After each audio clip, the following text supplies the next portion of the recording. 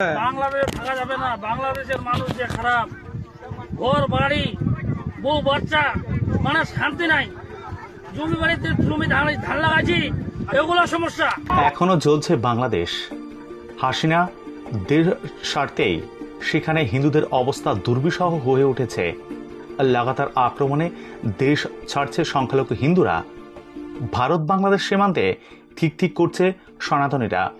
কড়া পাহারায় ভারতীয় সেনা। বিস্তারিত দেখুন।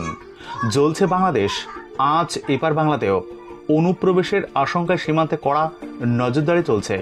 পেট্রোপোল থেকে হিলেই সব জায়গাতে ছবিটা এক গেদের সীমান্তেও। এদিকে হাসিনা দেশ ছাড়তেই সে দেশের সংখ্যালঘুরা অর্থাৎ হিন্দুদের অবস্থা দুর্বিষহ। লাগাতার আক্রমণের অভিযোগ সামনে এসেছে, জানিয়ে উদ্বেগ প্রকাশ করেছে ভারতও। এদিকে এর মধ্যে যা খবর এসেছে তাতে দেখা যাচ্ছে বাংলাদেশের একাধিক জেলায় দেশ ছাড়ার জন্য প্রস্তুতি নিচ্ছে হাজার হাজার সংখ্যালঘু। ভিড় বাড়ছে সীমান্তবর্তী এলাকাগুলিতে।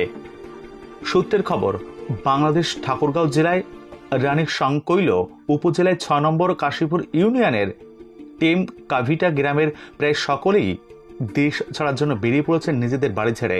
একেবারে গোটা গ্রামই এখন জনমানবহীন। এক কাপড়ে প্রয়োজনীয় জিনিসপত্র নিয়ে তারা ভারতীয় সীমান্তে এসে দাঁড়িয়েছেন।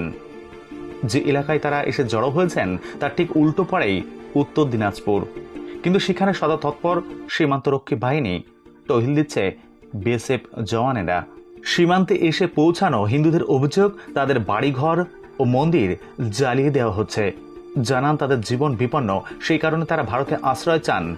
যদিও ভারতের অনেক নাগরিক বলছেন বাংলাদেশের নাগরিকদের যদি ভারতের আসার অনুমতি দেওয়া হয় তাহলে জনসংখ্যা বাড়বে, সেক্ষেত্রে ভারত খাদ্য সংকটে পড়তে পারে। এই অবস্থায় অনেকেই চান না বাংলাদেশের নাগরিকরা ভারতে প্রবেশ করুক।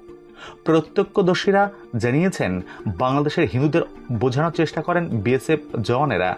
শেষ খবর পাওয়া পর্যন্ত সীমান্তে এখনও ভিড় রয়েছে।